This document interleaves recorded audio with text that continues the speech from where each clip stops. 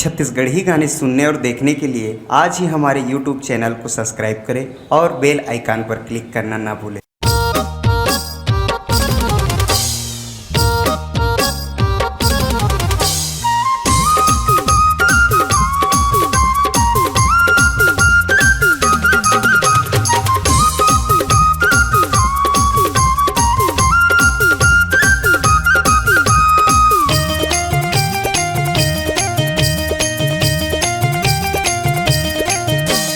चना भाजी चन के तय खाले टूरी मन के मोर मने डोले वो पातर पातर मुनगा तय बात मोरे सुनवो कुचई फूले ना तोला कैसे बतावा मैं बात मन मोर उदासी है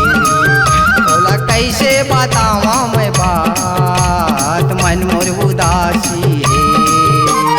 चना भाजी चन के तय खाले टूरा मन के मोर मने डोले रे आए पातर पातर मुनगा तय बात मोरे सुनगा कुचई फूले रे तोला कैसे बतावा मैं आज मोर मन उदासी है तोला कैसे बतावा मैं आज मोर मन उदासी है।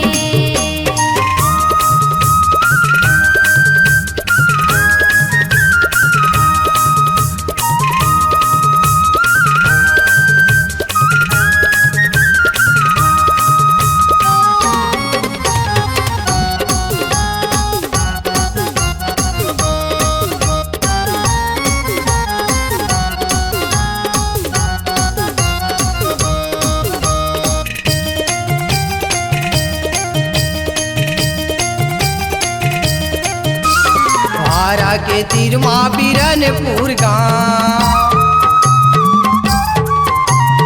हारा के तीर माँ बिरनपुर गाँव सुरताला रागबे गणेश मोरे नाम मारा ते भन्नाटी अटले मोटियारी तदरिया छोरे रे हे मारा ते भन्नाटी अटले मोटियारी तदरिया छोरे रे तोला कैसे बतावा मैं बात मन मोर उदासी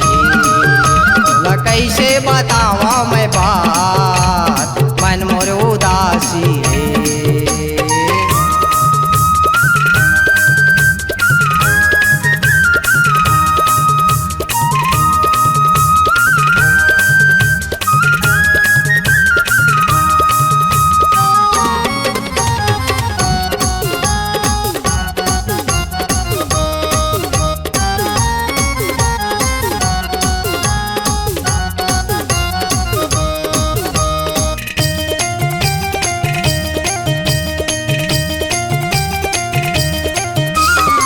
सावन महीना बिजली हा चमके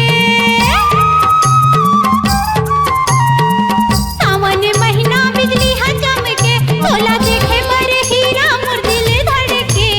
बीरो पानी रच गे यो मोर मन सज गे करेला जानी रे आए बीरो पानी रच गे यो मोर मन सज गे करेला जानी रे तोला कैसे बतावा मैं आज मोर मन उदासी है तोला कैसे बतावा मैं आज मोर मन उदासी है।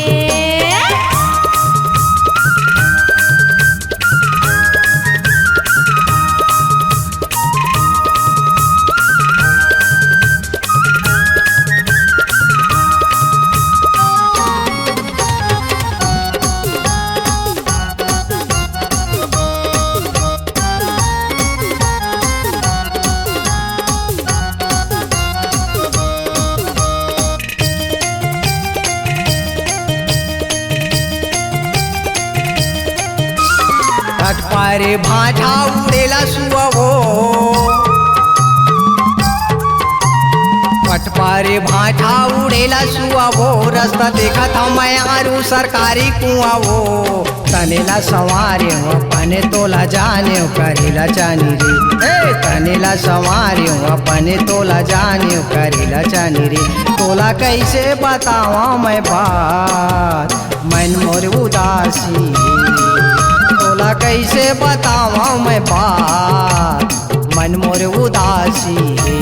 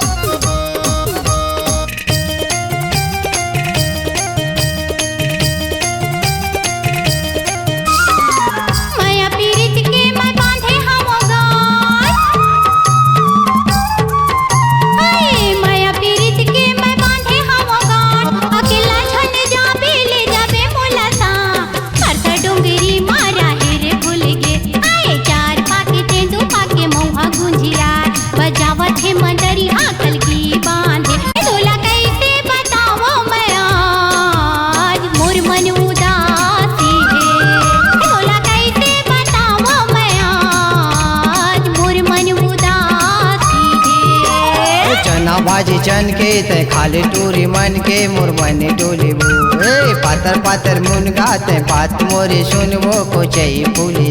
तोला कैसे बतावा मैं बात मन मोरे उदासी तोला कैसे बतावा मैं आज मोर मन उदासी है तोला कैसे बतावा मैं बात